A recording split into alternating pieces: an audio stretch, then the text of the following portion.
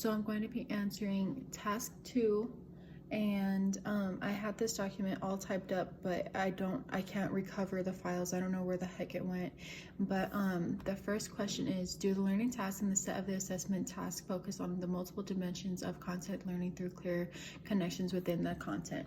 And so I'm going to say yes to that, because she has a clear outline of the lessons of the learning task and the assessments, and she also has a timeline of them being used. And so I think that she perfectly integrated them with the content of the learning and what like the students will be learning. Like what is electricity, what is a model, and I think that she definitely connects it to the content in a way for the students to learn it. And I think that she spaced it out really well too. I don't really I'll get into the answer later. But the second answer is there a planned progression of learning tasks and assessments to build understanding of the central focus of the learning segment? Is there a planned progression? Yes, there's a planned progression, and I think that's the 1 through day 5 days of the learning.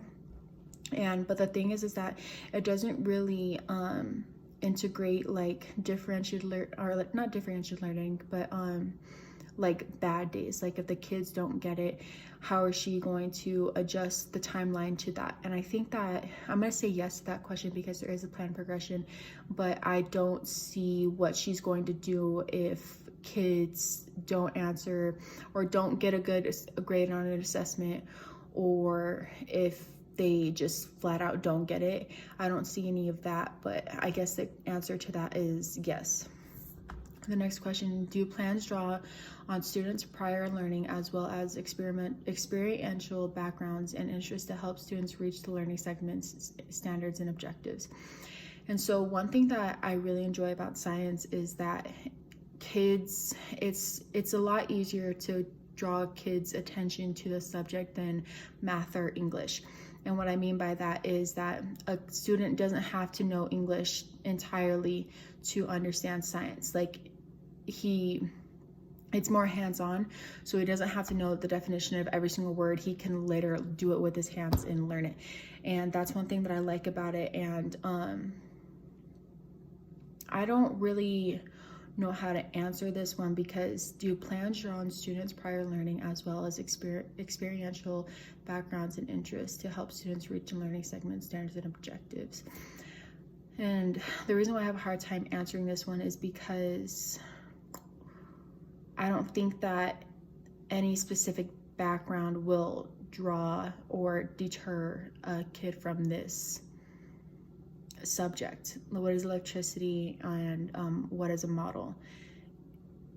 Kids will be learning this for the first time regardless of their background, and a lot of kids are, I guess the only differentiated or experiential backgrounds could be are kids who didn't have TVs or anything like that.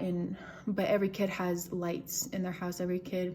Hopefully every kid has a refrigerator, so they know that how electricity works. And so I don't think that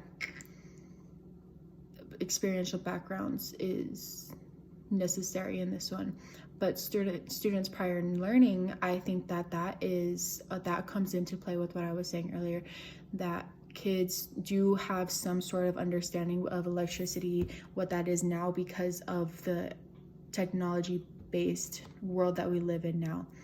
And so I think that just because of their interest in their cell phones, TV, or even anything like that, I think that they do have a prior engagement in this. And so I think it'll spark their interest, and the learning segments definitely tie into the standards and objectives. And her objectives were, let me scroll to them. I see objectives.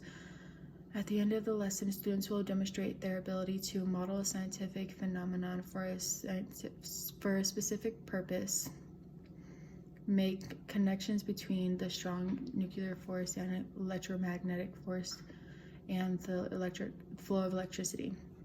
And I definitely think that her lesson plans and her lesson activities and assessments will definitely hit that on the head.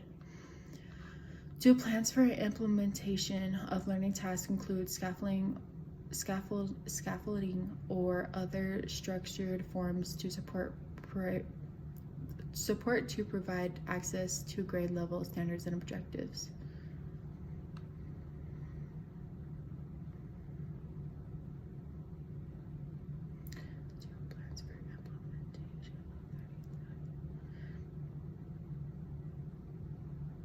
So like I said earlier, she doesn't really,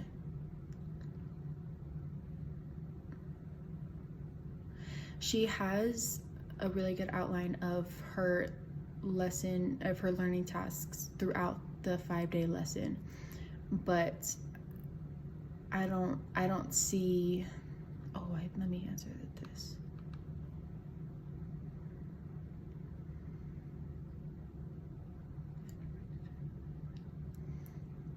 And so just from the objective that I read earlier, describe and explain forces that produce motion in objects. That's exactly one of her objectives, and that is a standard.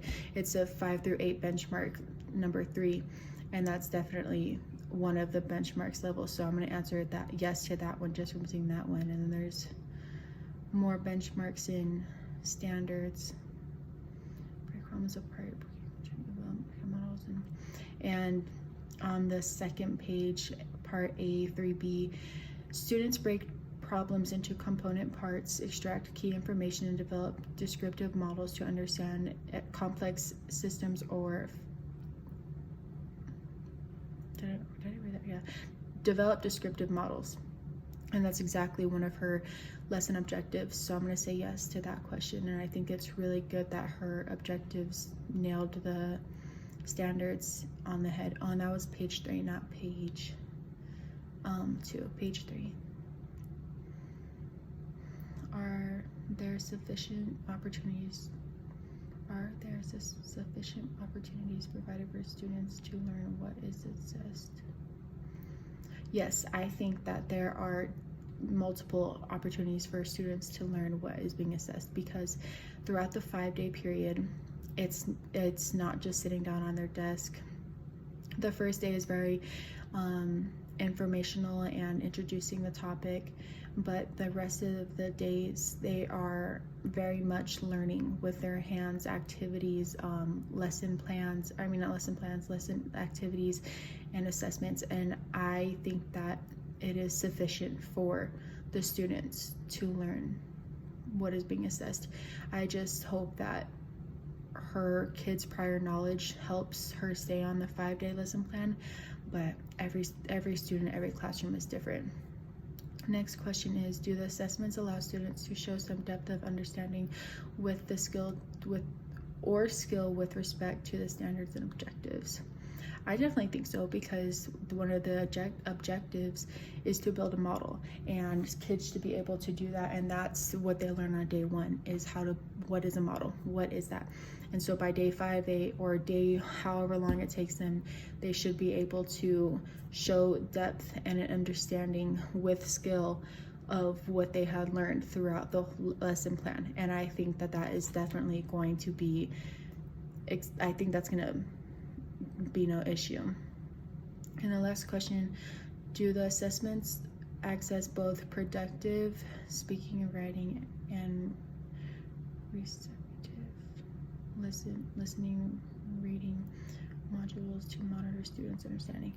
Yes. So I definitely think that she has enough assessments that aren't necessarily test taking. So I really like that, because students aren't always assessed by how they do on a test.